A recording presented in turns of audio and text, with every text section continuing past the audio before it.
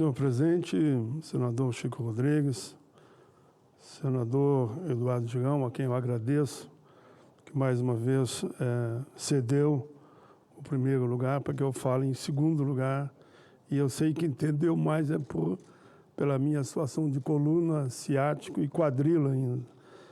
Senador Risalci Lucas, senador Plínio Valério.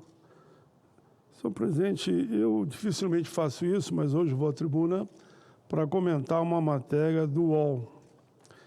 É uma matéria que abrange uma série de trabalhadores e empregadores, mas é uma matéria muito bem feita e assinada por um jornalista de renome. Senhor presidente, senadores e senadoras, a voz de milhões de trabalhadores brasileiros está sendo sufocada por um sistema que insiste em tratá-lo como meros números, pessoas descartáveis, exploráveis e sem direitos sociais, previdenciário e trabalhista. Trago aqui uma matéria do jornalista Carlos Juliano Barros, em sua coluna no UOL. Abro aspas, falando do que ele escreveu.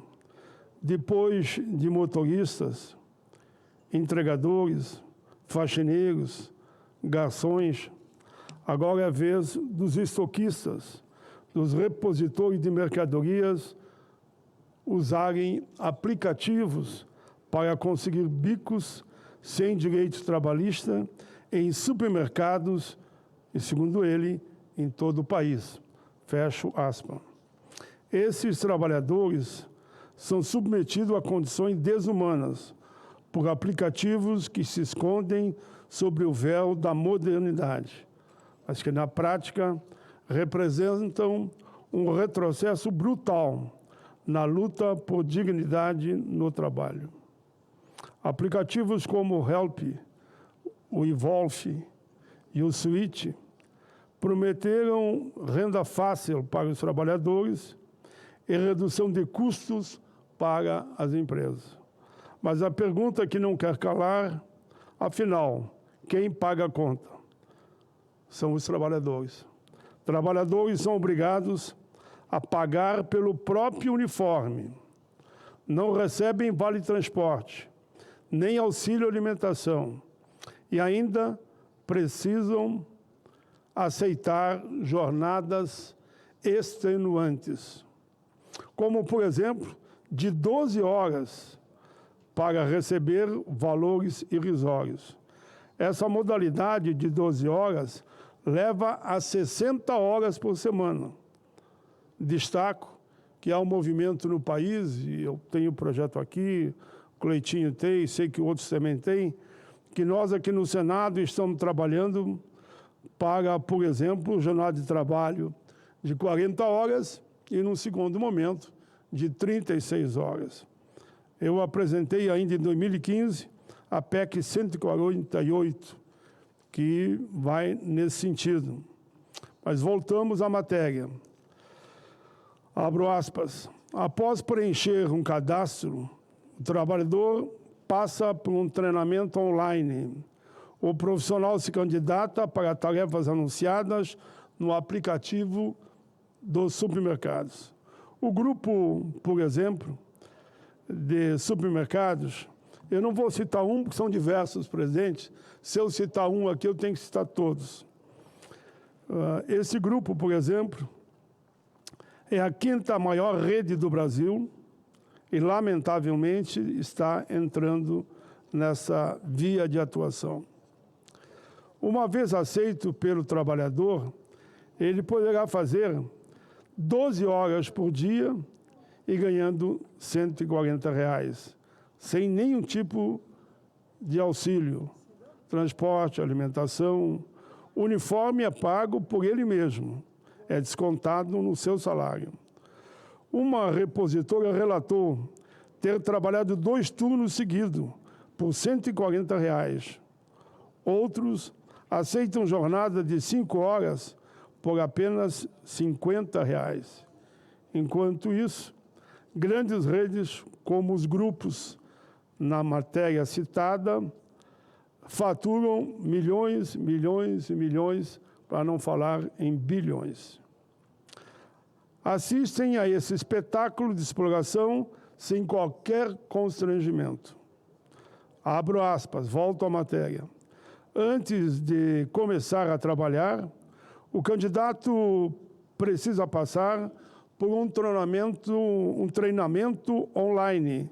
Além disso, tem de desembolsar R$ 70 para comprar uma camiseta e uma bota.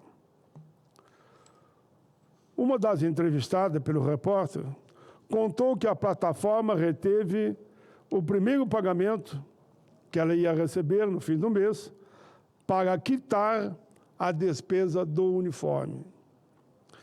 Por uma jornada de 6 horas, a AP oferece apenas R$ 73,50 aos trabalhadores. Trabalhadores não são informados sobre o valor da comissão paga pelo supermercado. A plataforma se omite também. Senhoras e senhores, isso não é liberdade, é escravidão moderna. Esses trabalhadores não têm liberdade de escolha, não podem determinar valor nenhum em relação ao seu trabalho. Não tem negociação, não tem proteção social e não tem sequer segurança. O caso, por exemplo, de um acidente no trabalho. Se tiver um acidente no trabalho, ele vai ter que pagar para ir para o hospital, não tem previdência e também não tem nenhum tipo de suporte por parte da empresa. Isso é gravíssimo. É um ataque direto aos direitos trabalhistas e os direitos humanos. A chamada pejotização e uberização não passam de manobras para mascarar relações de trabalho que deveriam estar protegidas pela própria CLT.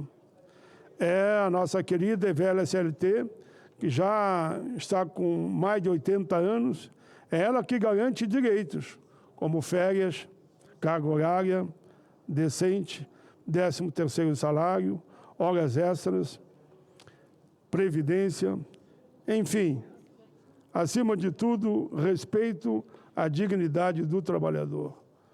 Muito das questões que eu falei aqui estão na Constituição e estão na CLT. Eu fui na Constituinte, participei ativamente ali da montagem do artigo 6º ao 12º. Eu não tenho dúvida alguma que estamos presenciando um veemente ataque orquestrado à CLT, aos direitos sociais e trabalhistas. Repito, à Previdência Social, à Justiça do Trabalho, à Constituição Federal e à própria democracia.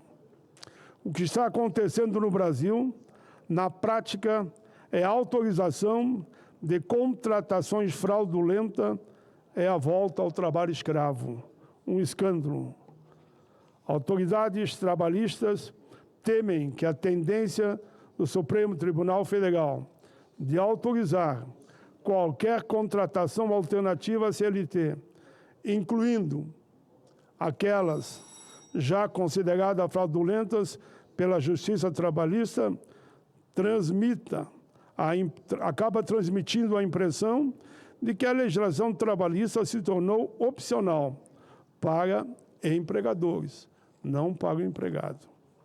O não recolhimento das contribuições do INSS também gera preocupação sobre o impacto bilionário nas contas da Previdência. Permitir que essas práticas prosperem é permitir que a desigualdade e a injustiça social aumentem. É negar ao trabalhador o direito básico de viver com dignidade. É condenar milhões de famílias ao desamparo e à miséria. O que está acontecendo no Brasil não pode ser normalizado. Não é normal. É a volta ao tempo da escravidão. Não podemos permitir que os direitos conquistados com tanto sangue, suor e lágrima sejam destruídos por interesses econômicos e corporativos. Quero sublinhar, presidente, aqui, o Ministério Público do Trabalho está agindo e aplaudo essa iniciativa. Mas precisamos ir além. É nosso dever, como legisladores, proteger quem mais precisa, que são os trabalhadores e trabalhadoras do nosso país. É nosso dever garantir que leis sejam respeitadas e que aquelas e aqueles que as violarem sejam punidos exemplarmente. Por uma questão de justiça, senhor presidente, e aqui eu termino, por uma questão de justiça, esse meu pronunciamento foi baseado numa matéria do UOL, assinada pelo jornalista Carlos Juliano Barros. Ele também é mestre em Geografia pela USP. Há anos vem se dedicando à cobertura de temas relacionados ao mundo do trabalho. Já dirigiu 4 documentários, entre eles o mais recente, A Uberização do Trabalho, em 2019, foi essa a publicação. Presidente, obrigado pela tolerância e Vossa Excelência. Esse é o meu pronunciamento de hoje.